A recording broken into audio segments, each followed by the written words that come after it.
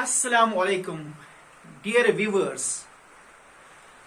Today we will discuss elimination reaction of organic compounds. What are elimination reactions? Which organic compounds undergo elimination reactions?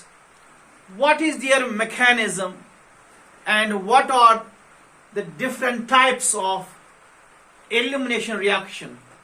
We will be discussing these things one by one. Let us begin. First statement, that organic reaction in which a simple molecule is removed, is eliminated from the substance, resulting in the formation of carbon-carbon double bond in the product. तो मतलब यहां पर saturated compounds change हो जाते हैं into unsaturated compounds. वो कैसे? एक सिंपल मॉलिक्यूल इल्यूमिनेट हो जाता है सैचुरेटेड कंपाउंड से. जैसा कि यहां लिखा है मैंने, that organic reaction in which two atoms or groups are eliminated or removed from two adjacent carbon atoms. तो ऑर्गेनिक कंपाउंड में एक कार्बन एटम से एक ग्रुप चला जाता है और दूसरे कार्बन से दूसरा एटम निकाला जाता है टू फॉर्म एन अल्कीन. तो वहां जो प्रोडक्ट होता है वो अल्कीन होता है, अनसैचुरेटेड कंपाउंड. एक और पॉइंट, हाइब्रिडाइजेशन.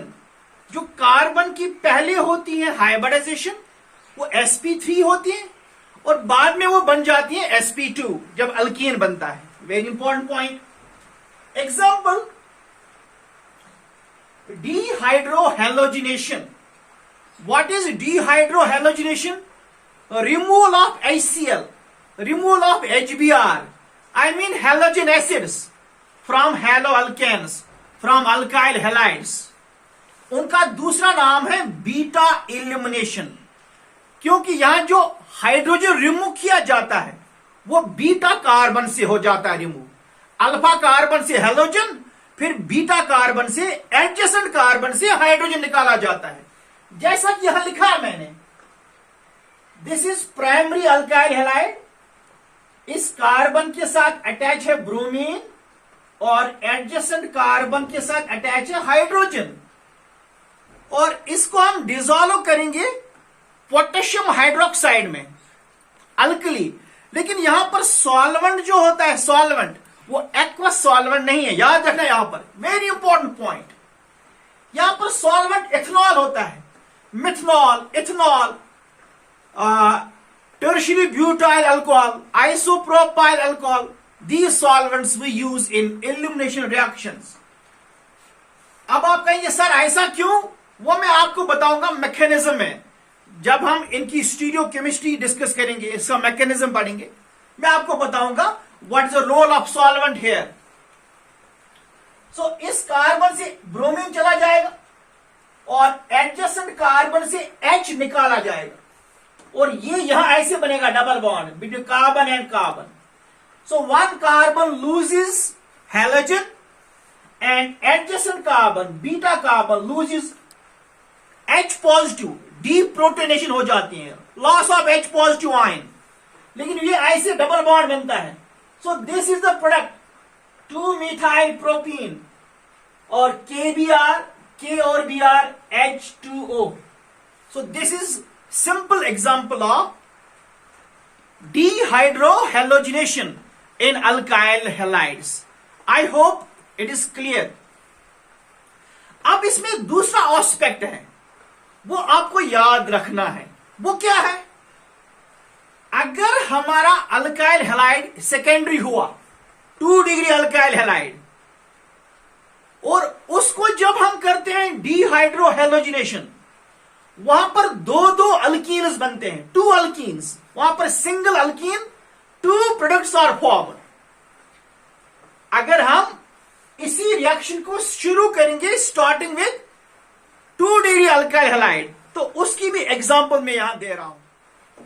तो let us right dehydrohalogenation, dehydrohalogenation of 2 degree alkyl halide.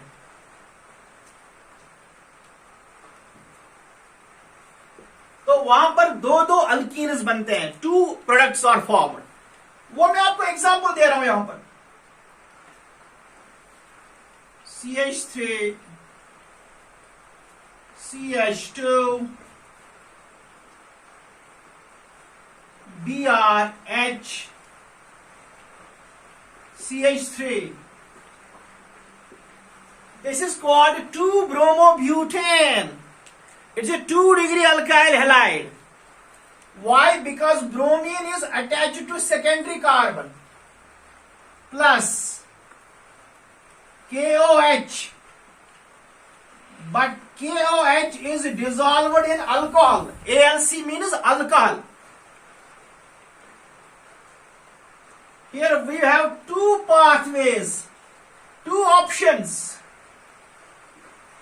One option is called Saytzeff's rule.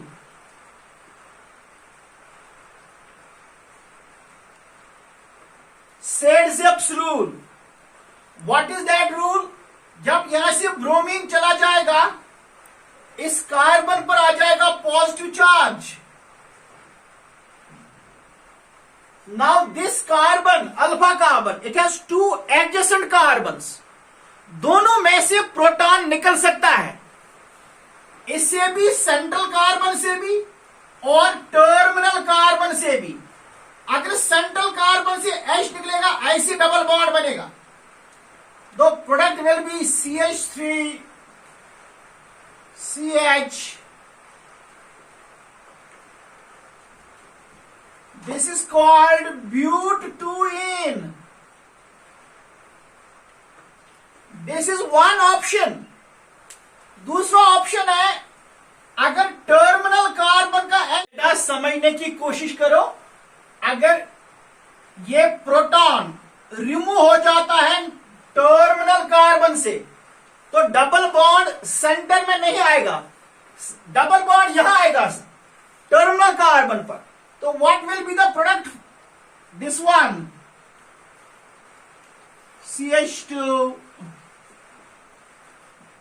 This is the product. So this is called but1ene. It is called minor product. ये कम बनेगा। कम क्यों बनेगा? हमने hyper conjugation में पढ़ा, carbon carbon double bond जब directly attach होता है to more number of methyl groups, उस अल्कीन में होती है ज्यादा हाइपर कंजुगेशन, तो वो अल्कीन होता है मोर स्टेबल। तो ये अल्कीन बनेगा more stable, it will be the major product. और ये अल्कीन होगा लेस स्टेबल। क्यों? Carbon carbon double bond, it is not directly attach to methyl group, ये मिथाइल ग्रुप के साथ डायरेक्टली अटैच नहीं है, तो इसमें हाइपर कंजुगेशन कम होगी, तो ये होगा कम स्टेबल और it will be a minor product. इसी पर मैं एक न्यूमेरिकल दिखाऊंगा।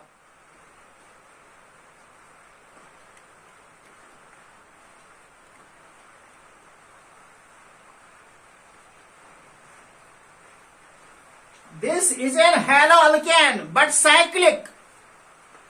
तो यहां पर carbon plus KOH, alcoholic KOH. It's a secondary alkyl halide. Why? Because this carbon is 2 degree. It has 2 neighboring carbons, this one and this one. Now it will undergo elimination reaction.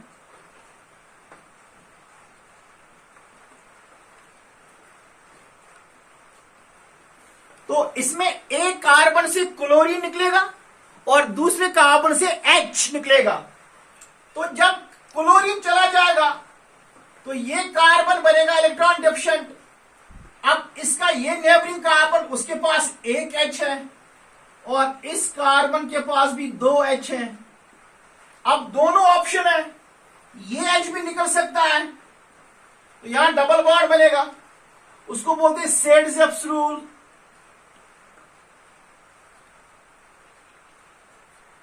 तो सेड-ज़ेप्स rule में आपको क्या याद रखना है, that alkene is formed as a major product which has more number of methyl groups, alkyl groups directly attached to carbon carbon double bond। तो यहां पर ये बनेगा बेटा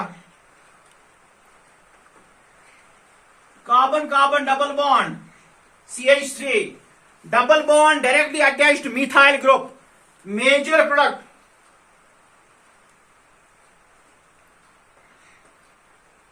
मेजर प्रोडक्ट। और अगर इसका H निकलेगा यहां डबल बॉन्ड आएगा, तो this one will be minor product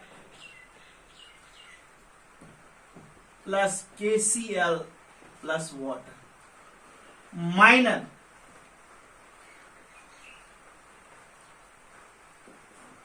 Thank you very much. In the coming videos, I will teach you it is stereochemistry, stereochemical aspect and mechanism.